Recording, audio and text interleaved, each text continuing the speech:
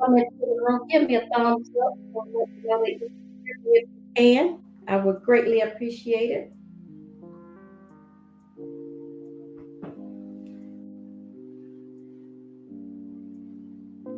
Speak to me and I'll speak to you. Again, good evening, everybody, and welcome to another episode of HR 101. I am your host, Ada Brooks with Ada Brooks Consultant, and I have just a little bit of information I want to pass on to you all because I've been getting knowledge on today. I have attended the 2023 ELA conference, and that is Employment Law Legislative Affairs Conference that is held here every year. You know, post pandemic, all that good stuff. But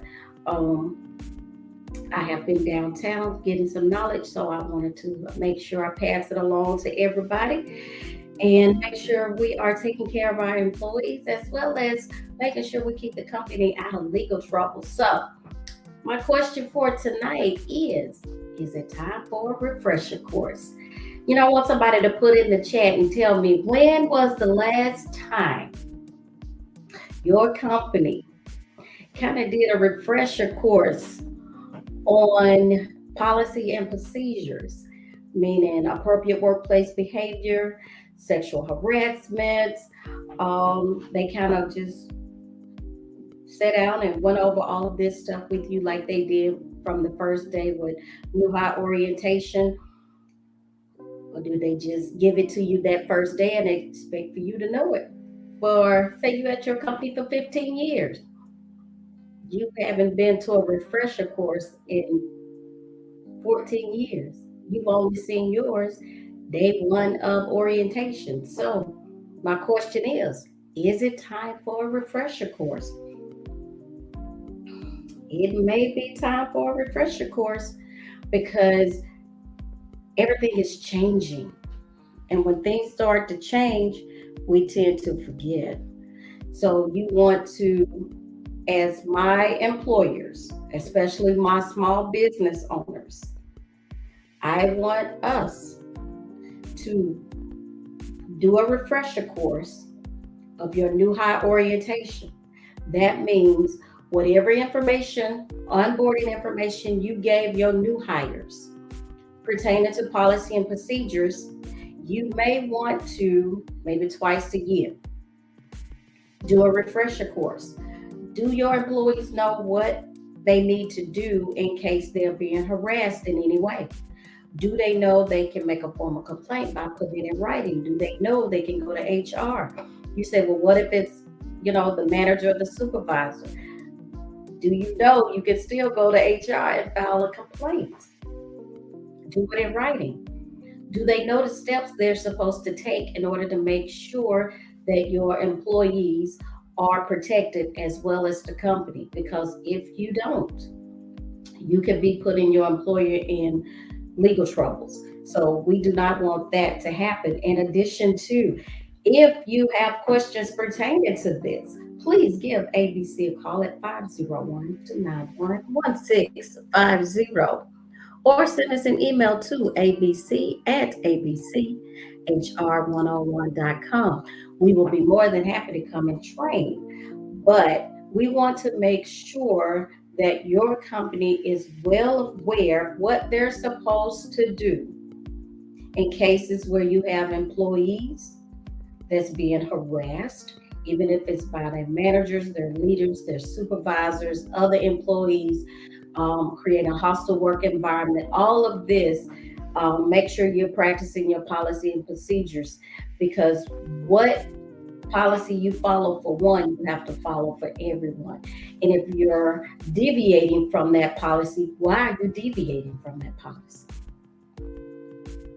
What makes employee A different from employee B, that, you know what, I want to be a little bit more lenient with employee A, but I want to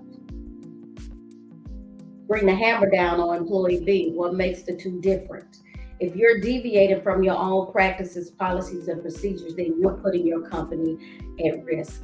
And you do not want to do that. Also, when it comes to family and team, how are we deviating from family and team? It's like I've said earlier part of the year. What you what you expect from your family is not what you expect from your team. Your team is different from your family. Yes, we like to say we have a family oriented company, but your family is still different from your team, because you may decide you want to terminate a team member for attendance, but you won't terminate your family member. That's favoritism and that's discrimination. And you're going to put your company in legal trouble. We do not want you to do that. Please be mindful. I'm not saying you cannot hire your family. However, if you're not going to hold your family to the same as you would Martha coming in as just a regular employee, if you can't hold your family to the same standard you would Martha, then you may not want to hire your family, because your family is going to be like, that's my uncle, that's my auntie, that's my sister who's also my boss. Don't allow them to affect your livelihood, because at the end of the day, that's what's going to happen if you are deviating from your own policies and procedures. Again, managers, leaders, supervisors, do you know what to do, how to coach and cancel? Make sure you have the proper paperwork. Make sure, if you're not following policy and procedures, then you may want to give ABC a call at 501-291-1650, because you want to make sure what you do for one, you do for the other, regardless of the situation. Yes, everything is on a case by case basis, but still make sure as employers that you are following the policies that you put in place for your company. If you're not following your own policies and procedures, then we need to have a conversation. What is causing you to deviate from the policy and procedures that you put in place for your company to keep your company out of legal trouble? You say it's just an attendance policy, but that same attendance policy can cost you. So let's be mindful of that. Yes, everything is done on a case by case basis of why they are in attendance problems, why they're not showing up for work. Maybe it's the car, maybe they need to carpool, different circumstances.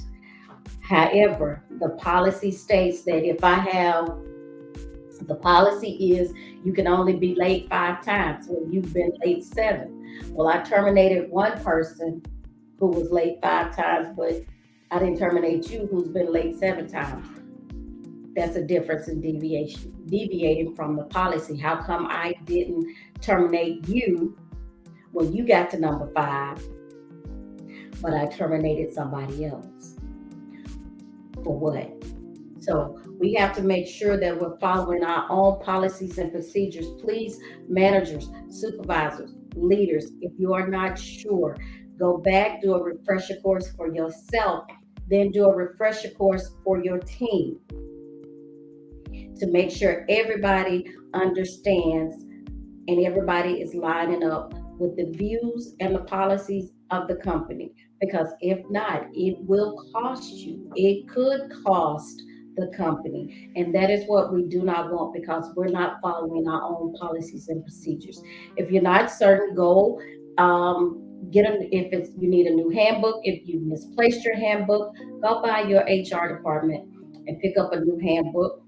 Your manager, leader, supervisor should have one as well, regardless if you're a remote employee or you're in the office. A refresher course needs to take place. I would say probably twice a year because don't expect for individuals to remember. Yes, we have the sign acknowledgement form that we did when we first onboarded you, but you haven't looked at any more policies and procedures in 5 years, and they haven't given a refresher course in 5 years. It's time for a refresher course. So I would say about every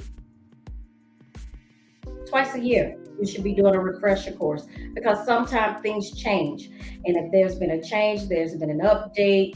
You have 30 days to let the employees know. A good time to do it, I would probably say, is when you are um, open enrollment is a really good time to do the refresher course on different policies and procedures because you're getting their benefits information in addition to, don't forget, here's on a refresher course for harassment, appropriate workplace behavior, time and attendance records.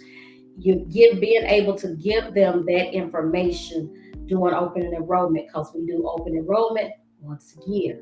So if they started in January, they we have open enrollment say in July. Well, guess what? Now they get it back to back within a 6 month time frame. And it's okay because that means you're following your own policy and procedures. You're making them aware of the policy and procedures that our company has in place to make sure that everybody understands what the policies are. So we want to do that more than once a year. We want to do it at least twice. Don't just assume that the employee remembers what's in their handbook when you first onboarded them, because I promise you, a lot of them don't read it. All they do is just sign the acknowledgement form, initial it, and that's it. Then, when it comes time for time and attendance and harassment, appropriate workplace behavior, PTO, they have no clue because they haven't gone back and looked at their handbook.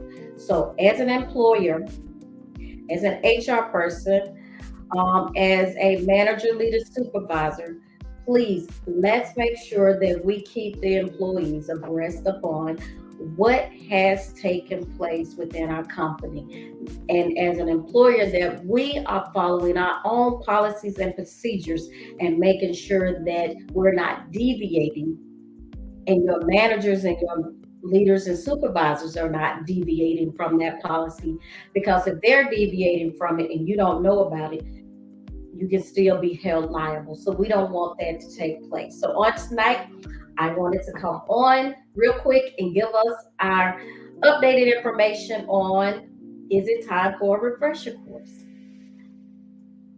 And that's what our policies and procedures. So I hope I've been able to give you some great information on tonight. Let's be mindful, even if we're going to hire our family members, that we're able to, excuse me, that we're able to follow our policies and procedures, be it family or not. We still have to follow those procedures. Do not allow the managers, leaders, or supervisors to deviate from those policies and procedures that the company has in place. You may want to kind of do a refresher course twice a year. Do not wait until something happens and now we gotta get all this paperwork signed. No, ma'am, no, sir. But I would suggest that if you're gonna do a refresher course on policies and procedures, that you do it during open enrollment. That is a great time because everybody at some point has to make changes, and maybe they're not making changes, but you can also say, but this is our time that we're going to do a refresher course on our policies and procedures.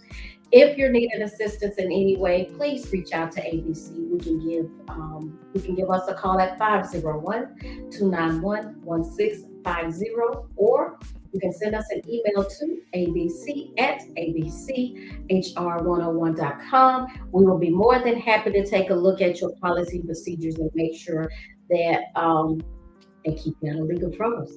So until next week, thank you for joining me on tonight. Again, I am Ada Brooks with Ada Brooks Consultant. I'll see you here on next Thursday at 6 o'clock. Bye.